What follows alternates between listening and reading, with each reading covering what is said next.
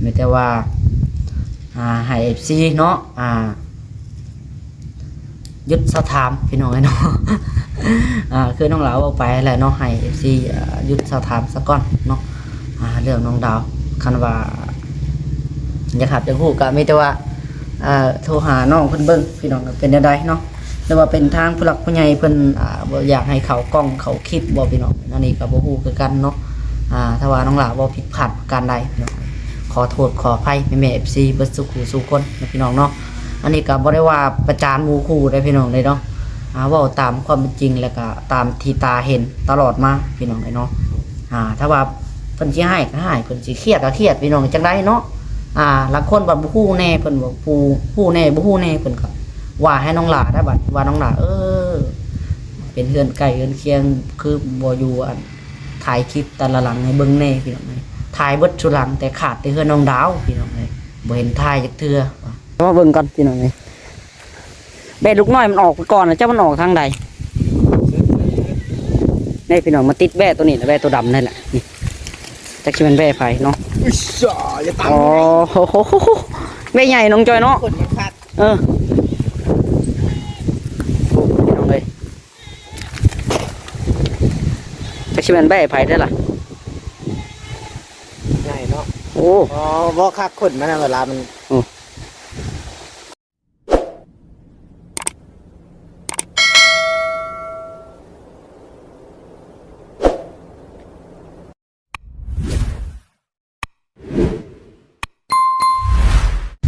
พี่น้องเลยเนาะตัวหาตะฝักเทียงเลิกงานพี่น้องเลยบ่มียังเฮ็ดมื้อนี้เนาะเพราะว่าสินี่แหละพี่น้องเดี๋ยวมาเบิ่งก่อนเนาะปล่อยแบ่พี่น้องเห็นสิว่าถ่ายแบ่ดูแน่เนาะแต่ก็มื้อนี้สิมาเบิ่งก่อนพี่น้องเลยมีแบ่ผู้อื่นเนาะมาอยู่นำแต่เป็นแบ่ไผบ่ฮู้พี่น้องเลยเนาะเดี๋ยวมันมาอยู่นำแบ่น้องหลาพี่น้องเลยเอากันใดก็ได้ทักทายสบายดีและสวัสดีเนาะพ่อแม่พี่น้อง FC ที่หักแพงเบิดสู่คนพี่น้องเลยพบพ่อท่านองค์หลาอีกคือเก่าเนาะทานหลอดและท่านี้เราพี่น้องคือผู้ช่วยน้องจ้อยนี่แหละเนาะอัปเดตไปเดี๋ยวกาเสียมาเบิ่งแบ่ตัวนี้ก่อนพี่น้องเลยแบ่พันใหญ่เลยพี่น้องเลยแต่จักชิเมนแบ่ไผ่เนาะมาติดอยู่กับแบ่ที่น้องหลาซื้อมาเนาะแบ่ตัวใหญ่เลยพี่น้องเลยน้อยก็ออกไปเบิดแต่น้องจ้อยยังได้ซ้ำนี่เนาะ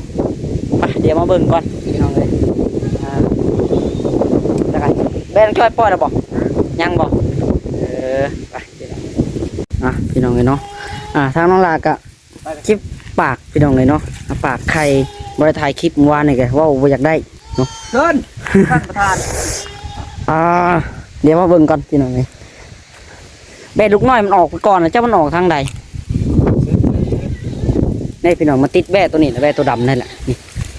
จักสิเป็นแบ่ไผเนาะอ๋อแบ่ใหญ่น้องจอยเนาะพี่น้องเลยจักสิเป็นแบ่ไผได้ล่ะใหญ่เนาะโอ้บ่คักคนมันเวลามันมาติดมาอยู่แบ่น้องหล่าพี่น้องเลยนี่โตไม่ได้น้อยเลยไม่พันใหญ่พี่น้องเลยใครเป็นเจ้าของแบ่ก็เบิ่งคลิปน้องหล่าบ่เป็นตามทางอยู่เลยแม่นบ่เชียนแบ่ครับบ้านเฮาหนึ่งจักเนาะบ้านเฮาจะแบ่แบบว่าปลาหัวจักอยู่อ๋อดีแล้วมันมาอยู่กันเนาะให้มันได้อันพันใหญ่ๆไปนี่ไงพี่น้องเลยให้มาผสมพันธุ์กับแบ่น้องหล่านี่แหละเนาะไปยังแบ่ดอกจ้อยพี่น้องบ้านท่านได้ปล่อยบ่สบายดีน้องจ้อยพี่น้องเอ้ยไปน้องหลากะยังบ่ได้เฮ็ดพี่น้องเอ้ยเนาะหยุดพักเบรกพากันติดก็เฮ็ดเพื่อนหลังตะพุ่นแหละพี่น้องพักเที่ยงน้องหลาก็บ่ได้ลงคลิปพี่น้องในเมื่อวานนี่ก็ได้เจ็บปากจนว่าบ่อยากได้อันนี้ก็ได้หักคายไปซื้อเห็ดเวียกบ่จังพุทธเห็ดเวียกอยู่บ่จังน้อยจะเข้าไปเล่นน้ำ แนมเห็นแบะเท่ามีตัวน้อยน้องจ้อยแบะคำว่าอยู่น้ำมันว่าผู้พี่น้องเลยเพียงแอวโตแบะน้องหลามาอยู่น้ำน้องจ้อยก็ใหญ่ได้พี่น้องใหญ่เติบเลยได้เอามาตอนนั้นยังน้อยอยู่ตัวแดงผูกเชือกเพราะอะไรจับได้ก็จะเปลี่ยนเชือกใหม่เป็นเชือกหัดคอเราประจักน้องจ้อยไม่เชือกไม่ใช่หัดคอเราประจักน้องจ้อยแบ่เนาะนี่พี่น้องเลยชงอยู่ได้จับได้จับถ้าขุบแล้วก็จ่อย ไข่เข้ามาแล้ว ขุบทันพี่น้องจะแก้เสือกมันออกนะจะช่วยงอกว่าจะเปลี่ยนเสือกไหมกับว่าจะเปลี่ยนได้คู่ๆกันเลยจับไว้หาเสือกใหม่มัดบ่ลงเนาะบรงบ่คือแบ่จ้อยก็มียุตัวขาวกับพี่น้องคนละเชือกคนละไข่ มันใหญ่มันหนามันเปลี่ยนได้บ่ตอนนั้นมันมีสีแดงมีสีแดงขึ้นมาเห็นบ่หนามันนะ มองไหมไม่ ตัวแดงมัดเสือกลูกช่องโตโลดมันกำลังมาในแบนของจอยตัวดำนี่เนาะจอยนี่ตัวนี้ตัวแรงมันกินคอว่าจังมัดแก้เสือกมันออกนะตัวแรงคือเก่ามันแล่นให้ตัวนอกนี่มาลัดตัวนี้แม่โอ้ยอัดบ่ว่าเดี๋ยวหลับก็ได้คู่แล้วเจ้ากูได้บ่กัดบ่มันจะเตะหนาดิโดนขาหัวแล้วมองแม่พี่น้องเลยชิวเราหักเด็กขากล้องชื่อđóเมื่อกี้นะฮะฉันมาโดดคุบเลยข้างหนึ่งก็จับนั่นแต่ตอนเขาเพื่อนเราไปปล่อยไว้ไหลไว้เฮ้ยปอก็มันเตะหน้าผากเมื่อกี้นี่เท่าพี่น้องเลยไปคนละจุ่มพี่น้องเลยเนาะแบน้องหลามักลงทางให้หน้าทางหุ่นแบน้องจ้อยชิมักอยู่แถวบอลเฮ็ดเวียกเห็นงานเท่านั้นพี่น้องเลยมันไม่ได้ไปไกลหรอกตอนนี้ก็เป็นเวลา12 โมงนะเลยเนาะ12 โมงจะเข้า1 โมงละเท่าก็แม่มันเตะปากแล้วเมื่อกี้เนี่ยบอกขออนุญาตพี่น้องเลยบอกคันว่างกล้องไว้ได้อีกเนาะเมื่อกี้นี่นะโอ้ยฟุดออกจากคอกแล้ววับแล้วได้สิเกือบโดนแล้ว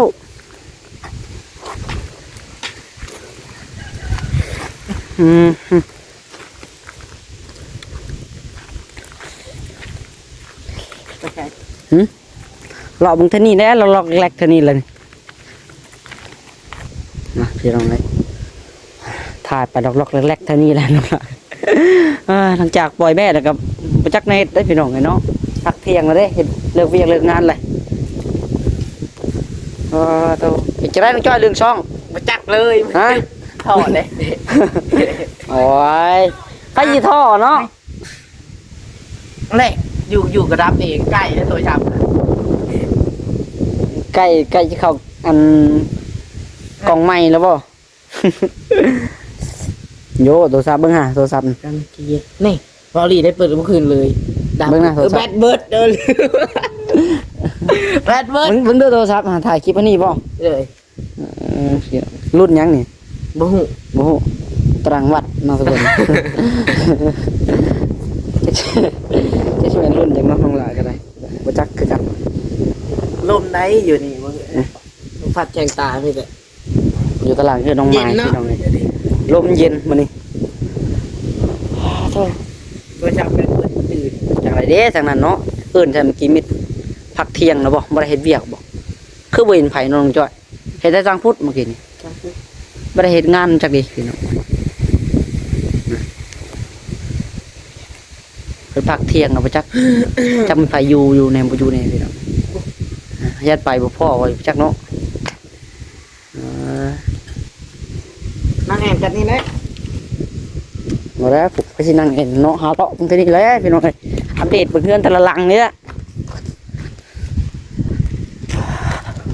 โอ้ไปเบิ่งวางเขาจกดินโหเขาพักเที่ยงเลยเนาะไปเขาจะพักเที่ยงเลยจากแว่ไปแล้วมาอยู่ในบ่ได้ไปยังไงได้พี่น้องเนี่ยรอ บอกเพื่อนน้องหลาได้ไรพี่น้องเลยเพื่อนน้องหลาตัดติ๊กเอ้ยเนาะเบิ่งเงินน้องถ้วยก่อนแล้วได้พี่น้องเลยเนาะโอ้ติดแล้วได้จอยเอ้ยที่ว่าบ่แล้วพี่น้องเอาคือเบิ่งตัวนี้ใส่สีขาวงามอยู่ งาม เพิ่นจะแนวเรียบร้อยน้องถ้วยเราเห็ด งามกับโรชิขาวนี่ ขัดอยู่แนวมันจะไก่ก็งามอยู่เลย งามแล้ว เด้เข้าอยู่พี่น้องเลย เข้ากันมีมะนาวไปกินส้มก่อน มีอยู่ในตู้ มีแปลกบ่ จังหวะเลยเด้แล้วน้องหลาก็ยกขอบเรียบร้อยแล้วพี่น้องเลยอ้าวนี่เด้พี่น้องเลยติดใส่ขอบเรียบร้อยเนาะสำหรับแบบขอบพี่น้องน้องหลายกเรียบร้อยเลยสำหรับพื้นครัวพื้นใหญ่ยังท่านได้ติดพี่น้องเลยปูนกระเบิดพอดีว่าจะได้ติดต่อกันเลยเนาะปูนเบิดละพี่น้อง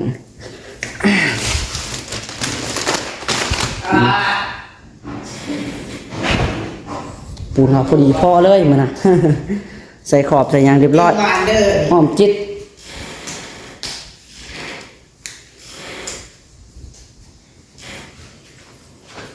ไปพี่น้องเลยเนาะเดี๋ยวไว้สิว่าโอ้ยเนาะคือไปอัปเดตไม่ต้องดาวแน่พี่น้องเลยเนาะ น้องลากระจักชีวาจังได้พี่น้องเลยเนาะกันว่าไปกะบ่ถึกใจหลายคนแน่พี่น้องเอ้ย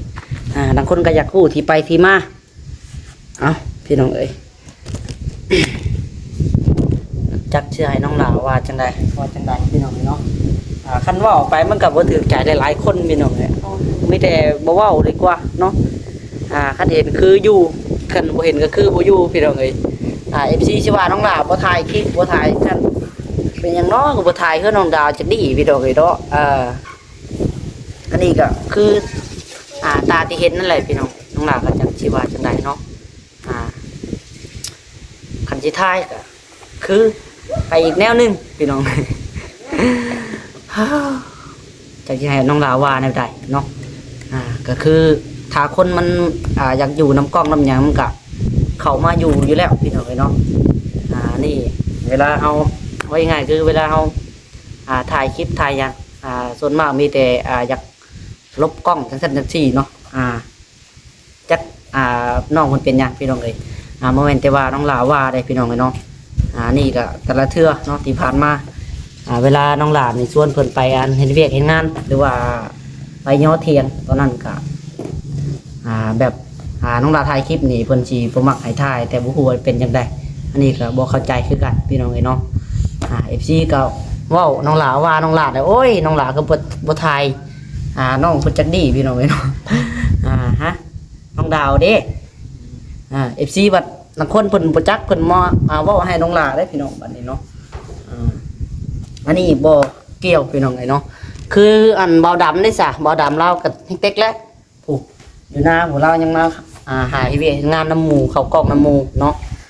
บ่แม่นว่าน้องดาวประจานหมู่ครูเด้อพี่น้องเด้อเนาะจักสิให้ว่าจังได๋พี่น้องเอ้ยแนวใดเนาะบ่อยากเข้ากล้องแล้วก็ย่าพี่น้องเอ้ยบ่แม่นที่ว่าน้องล่ะว่าไปขอถ่ายคลิปนำผู้นั้นผู้นี้ได้พี่น้องบ่ได้เนาะถ้าว่าเพิ่นหมู่ครูบ่ให้ถ่ายก็สิบ่ถ่ายพี่น้องเอ้ยบ่แม่นว่าน้องล่ะเว้าไปหรือว่า FC ก็โอ้ยเนาะเว้าขออนุญาตพี่น้องเก็บปากไว้กินข้าวหาเว้าแต่เรื่องผู้อื่นเนาะ น้องจ้อยพี่น้องเอ้ยจักสิเว้าจังไดเนาะบางคนก็อยากคู่บางคนก็บ่อยากคู่จังซี่เลยพี่น้องเอ้ยเนาะคันว่าบ่เว้าก็คือจักสิว่าจังไดเนาะFC บางคนมันก็อยากคู่ที่ไปที่มาเว้าให้น้องล่ะว่าให้น้องล่ะจังซั่นจังซี่เลยพี่น้องเอ้ยเนาะจัดเจนว่าอะไรน้องหลักได้ก็บอกตามความจริงตามที่ตาเห็นนั่นแหละพี่น้องเลยเนาะนั่นแหละพี่น้องเลยช่วงนี้น้องหลาเลยไปได้เข้าไปถ่ายคลิปเนาะเรื่องเล่นนำกันก็เล่นนำกันซุมื้อพี่น้องเลย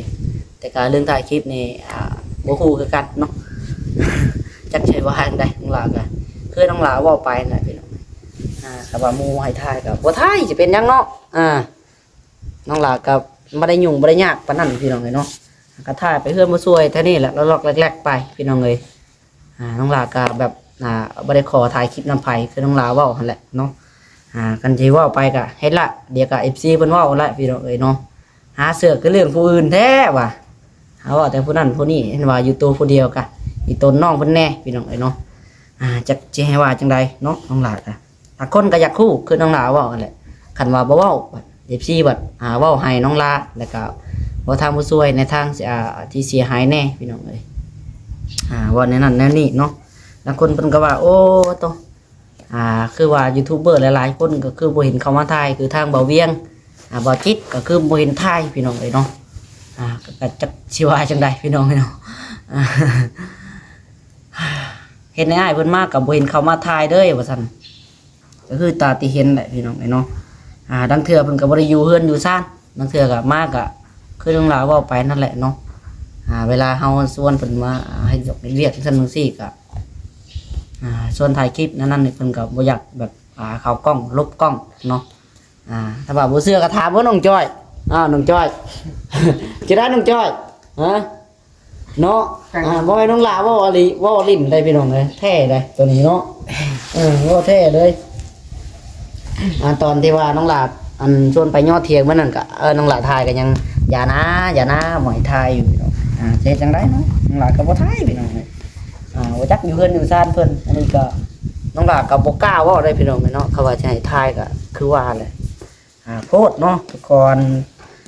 ถ่ายคลิปน้ำหมู่อยู่เพื่อนหมู่ให้ถ่ายก็ย่าเนาะเพิ่นบอกคำนึงก็บ่ถ่ายพี่น้องน้องหลาก็สิเป็นหยังเดี๋ยวว่า FC ว่าสิหาว่าน้องหลาอีกแล้วพี่น้องเอ้ยเนาะบ่ว่าน้ำเมื่อยพี่น้องโอ้ยจักเชว่าจังได๋คำว่าไปกับพื้นนี่แหละพี่น้องFC หลายคนก็หาว่าแทนน้องลาในทางที่บ่ดีแน่ว่าผู้หลักผู้ใหญ่เพิ่นเฮ็ดให้แนวนั้นแนวนี้แล้วก็ปิดบังเรื่องน้องดาวบ่ให้ถ่ายคลิปจังซั่นจังซี่ให้แต่ทางน้องลาถ่ายผู้เดียวพี่น้องเนาะนี่ถือว่าบ่เกี่ยวเลยพี่น้องเนาะบ่เกี่ยวเลยว่าเรื่องนี้อยู่กับโตเขาเจ้าเองเนาะโตเขาเจ้าเองแล้วก็สิทธิ์ของไผของมันพี่น้องนี่ก็จักสิว่าจังใดเนาะเดี๋ยวว่าโอ้ยน้องหลานเนี่ยขาหมู่ทางอ้อมแท้พี่น้องเนาะจักสิว่าจังไดเนาะคำว่าน้องหลานบ่เว้าไปว่า FC บัดบางคนผู้ทางผู้หลักผู้ใหญ่เพิ่นอยากฮู้พี่น้องเพิ่นก็มาถามน้องหลาบัดนี้บอกให้ทางน้องหลาว่าน้องหลาบ่ถ่ายคลิปแนวนั้นแนวนี้เนาะจักสิว่าจังไดน้องหลามันแบบจังไดพี่น้องมันเมื่อยอดแล้วเนาะมันหลายเทื่ออะไรพี่น้องแต่โดนละมันเมื่อยอดแหละคือทางน้องหลาก็ได้มันเมื่อยอดเมื่อยอันนี้แล้วเนาะมันเมื่อยอดมันมึนโอ้ยมันหลายคอมเมนต์มันหลายอันนี้แหละพี่น้องก็เลยจังใดก็ต้องได้เว้าซะเนาะให้ทุกคนเข้าใจนำกันพี่น้องแล้วก็บ่หาเว้าคนนั้นคนนี้เดี๋ยวว่าโอ้ยน้องหลาเว้าไปนี่ก็เอาอีกแล้วพี่น้องน้องหลาสิผู้ถูกใจแน่บ่ถูกใจแน่พี่น้องเนาะจักสิว่าจังได๋น้องหลานก็ได้ไปจ้ะพี่น้องโอเควันนี้ก็ได้เนาะสำหรับคลิปนี้ก็สิขอโตไปก่อนพี่น้องสิบ่ได้เว้าลายายห้างแหละพี่น้องเนาะถ้าว่าเว้าไปก็ถูกใจแล้วก็ผู้หักผู้แพ้น้องดาวก็สิมาว่าให้ทางน้องหลานอีกพี่น้องเนาะเอาไม่ได้ว่าฮู้ข้าวประมาณนี้แหละพี่น้องเนาะถือว่าคือน้องดาวนี่ก็สิบ่ได้เข้าไปถ่ายเนาะบางทีแต่ก็บ่ฮู้คือกันต่อไปพี่น้องเนาะเพิ่นสิว่าจังได๋น้องหลาก็ได้เนาะไม่แต่ว่าให้ FC เนาะยึดสถามพี่น้องเนาะคือน้องหลาเอาไปแหละเนาะให้ FC ยึดสถามซะก่อนเนาะเรื่องน้องดาวคันว่าอยากหับอยากฮู้ก็มีแต่ว่าโทรหาน้องเพิ่นเบิ่งพี่น้องก็เป็นจังได๋เนาะหรือว่าเป็นทางผู้หลักผู้ใหญ่เพิ่นบ่อยากให้เขากล้องเขาคลิปบ่พี่น้องอันนี้ก็บ่ฮู้คือกันเนาะถ้าว่าน้องหลาบ่ผิดพลาดประการใดพี่น้องขอโทษขออภัยแม่ FC เบิดสุขสู่คนนะพี่น้องเนาะอันนี้ก็บ่ได้ว่าประจานหมู่คู่ได้พี่น้องเลยเนาะเว้าตามความเป็นจริงแล้วก็ตามที่ตาเห็นตลอดมาพี่น้องเนาะถ้าว่าเพิ่นสิให้ก็ให้เพิ่นสิเครียดก็เครียดพี่น้องจังได๋เนาะบางคนบ่ฮู้แน่เพิ่นบ่ฮู้แน่บ่ฮู้แน่เพิ่นก็ว่าให้น้องหลาได้บัดว่าน้องหลาเป็นเฮือนไก่เฮือนเคียงคือบ่อยู่ ถ่ายคลิปแต่ละหลังให้เบิ่งแน่พี่น้องเอ้ยถ่ายเบิดชุหลังแต่ขาดแต่เฮือนน้องดาวพี่น้องเอ้ยบ่เห็นถ่ายจักเทื่อเนาะอยู่กับสิทธิ์ของไผของมันพี่น้องเอ้ยไปให้ถ่ายก็ถ่ายบ่ถ่ายก็แล้วแต่พี่น้องเนาะทางน้องหลานก็ได้อันนี้ก็บ่ได้ว่าให้ไผดอกพี่น้องเอ้ยว่าตามคนจริงแล้วก็ตามที่ตาเห็นพี่น้องเนาะอันนี้ก็อิงตามของไผของมันพี่น้องเอ้ยอันนี้ก็เว้าให้เฉพาะผู้อยากฮู้พี่น้องเนาะผู้บ่อยากฮู้ก็อย่าพาดราม่ากันพี่น้องเอ้ยเนาะมีแต่ว่าโอ้ข่าวข้างผู้นั้นผู้นี้เนาะไว้ง่ายคือ FC ผู้อยู่ไกลเพิ่นบ่จักพี่น้องเม่นไปนั่นนี่บัดนี้บ่จักแต่เฮาผู้อยู่ใกล้บัดนี้เฮาบัดเห็นกันซุมื้อเนาะว่าหยอกผู้ม่วนกันซุมื้อแต่ก็ขาดอย่างเดียวก็คือเข้ากล้องบ่ได้นี่แหละพี่น้องเอ้ยเนาะบ่ฮู้ว่าเป็นหยังแต่ก็บ่เข้าใจคือกันพี่น้องเอ้ยไปสำหรับคลิปนี้ก็ได้เนาะสิขอตัวไปก่อนพี่น้องเอ้ยจังไดก็อยู่ดีมีแฮงบ่สุขสุขคนนะพี่น้องเนาะแต่ว่าน้องหลาบ่ผิดพลาดประการใดก็ขอโทษขออภัยหลายๆพี่น้องเอ้ยจักสิว่าจังไดเนาะนี่ก็อิงตามผู้มักเนาะพี่น้องแล้วก็ผู้บ่มักนํเนาะขอโทษขออภัยหลายๆแต่ว่าผู้บ่มักก็แค่เลื่อนผ่านเนาะอย่าเม่นดราม่ากันหลายเอาแค่ฮู้ๆเข้าๆกันแล้วก็พอพี่น้องเอ้ยไปสำหรับคลิปนี้ก็สิขอตัวพี่ก่อนพี่น้องเอ้ยจังไดก็อยู่ดีมีแฮงเบิดสุขสุขคนนะพี่น้องเนาะเอาสบายดีพี่น้องบ๊ายบาย